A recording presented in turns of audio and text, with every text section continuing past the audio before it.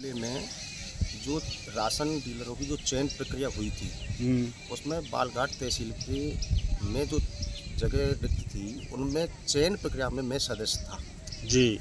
और चयन प्रक्रिया में हमारे जो साथी सदस्य थे हम सब ने जो तय नाम किया था बालघाट ग्राम पंचायत से ही लेते हैं अपन। तो बालघाट में जो हमने नाम तय किए थे सर्वसम्मति से हम सभी सदस्यों ने उस नाम में हेराफेरी हुई। वो कैसे हुई हेराफेरी? अब वो जिला रसद कार्यालय के द्वारा या अधिकारी द्वारा कैसे हुई उसकी जानकारी तो उनको है, लेकिन हमने जो नाम तय किया था उसको साइन किया था उसको उन्होंने चयन नहीं किया, उसका चयन नहीं किया। तो इससे सीधा पूरी चयन प्रक्रिया संदेह के दायरे में आती है। हम इससे संतुष्ट नहीं है। तो साथी सदस्यों चयन प्रक्रिया का सिस्टम क्या कर रखा था इन लोगों ने? चयन प्रक्रिया के हम तीनों सदस्य थे। 3 सदस्य थे आप? जो एप्लीकांट थे उनको बुलाते गए। हाँ। उनमें से जिसका भी नाम चयन करना था, हम 3 गैर सरकारी मनोनीत सदस्य थे, जिसमें एक महिला थी, 2 हम सदस्य थे, एक महिला सदस्य थी, हम 3 सदस्य थे। ठीक। एक जिले का अधिकारी रसद अधिकारी होता है, उसमें सदस्य एक ग्राम पंचायत का संबंधित ग्राम पंचायत का सरपंच होता है। 5 सदस्य होते हैं। सरपंच एक पब्लिक बॉडी होती है।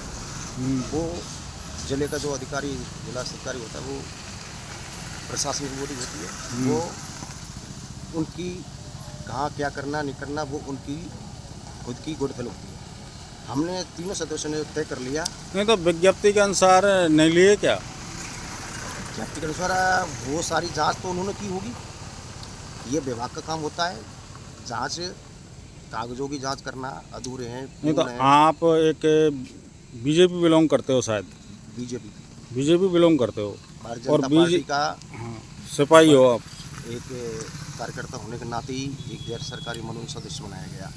अच्छा, तो आप आदरणीय, मेरा आपसे एक निवेदन है, जैसे कि मान लो ये प्रक्रिया अपनाई गई है, ये संदेह के दायरे में आ रही है, तो संदेह के दायरे में आने के बाद भी आपकी सरकार है इस समय, तो क्या सरकार इस पर कोई ध्यानाकर्षण के लिए आप इसको आवाज़ उठाओगे या फिर ये ऐसे डरम पुल्लम चलता रहेगा? आवाज़ उठाई है। इस संबंध में हमने प्रभारी मंत्री जवाहर सिंह जी बेडम जी भाई साहब को अवगत कराया। उनसे 2 बार व्यक्तिगत तौर पे मिल लिए। उन्होंने हमको आश्वस्त किया है और आश्वस्त के रूप में कहीं हमें लगा है कि हाँ हमारी बात को सुना गया है। संबंधित विभाग के खाद्य मंत्री जी सुमित गोदारा जी से व्यक्तिगत तौर पे मिले जी। उनको अभी मिले। खाद्य आपूर्ति मंत्री जी ने क्या कहा आपको? क्या खाद्य आपूर्ति मंत्री जी ने कहा है हमसे कि जहाँ जहाँ कमियाँ रही हैं उसको मैं एक बार दिखवा लेता हूँ।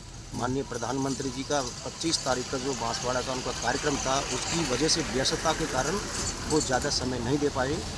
उन्हें उनसे हमने समय ले लिया है और इस संबंध में माननीय मुख्यमंत्री जी के वहाँ भी हमारी बात होगी। जिले का एक डेलीगेशन समिति का सदस्य और वरिष्ठ कार्यकर्ताओं का एक डेलीगेशन अन्य समस्याओं को लेकर, उसमें प्रमुख समस्या हमारी ये चयन प्रक्रिया की रहेगी। हमारे कार्यकर्ताओं की अनदेखी, हमने जो नाम कार्यकर्ताओं के तय किए उनके साथ में थोड़ा दोगलापन, इसमें हम संदेह के दायरे में आते हैं।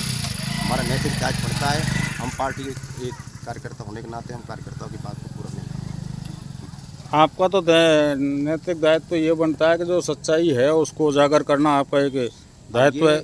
ये आज हमने पहले कई बार संपर्क करने की कोशिश की। डीएसओ से संपर्क किया क्या आपने? किया, लेकिन हमसे संपर्क नहीं हो पाया। हम 2-3 बार गए भी मिलने के लिए, लेकिन वो हमको नहीं। अब डीएसओ साहब क्या कहते हैं?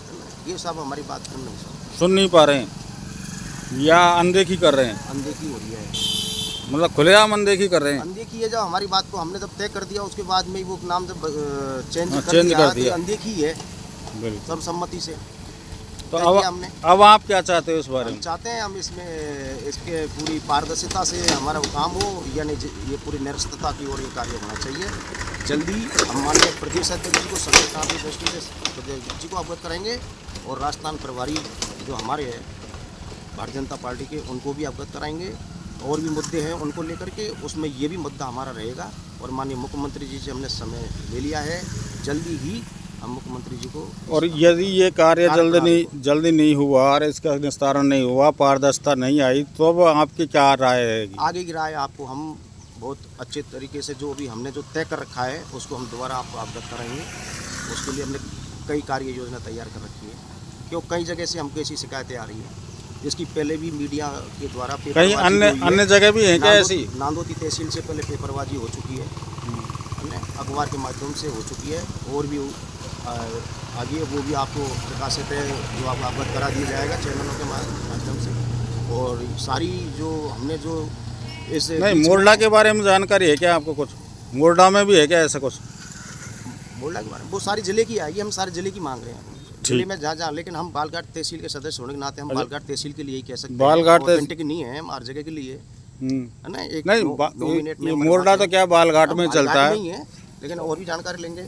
अब इसमें अगर कई लोगों ने बताया कि नॉर्म्स के खिलाफ और जगह भी ऐसी हुई है, तो हमारे पास में उनके फ़ोन आए थे कि भाई ये नॉर्म्स के खिलाफ है, तो आपके हिसाब से इसमें जो भी कार्रवाई करना चाह रहे हो। मेरे को सुनने में आ रहा है कि लोग बिल्कुल आक्रोशित हैं इस बात को लेकर के। आक्रोशित तो है, हाँ, और वो ये कह रहे हैं, ऐसे भी सुनने में आ रहा है कि यदि बातें नहीं मानी तो हमें साहब कोर्ट की शरण लेनी पड़ेगी, ऐसा कह रहे हैं लोग।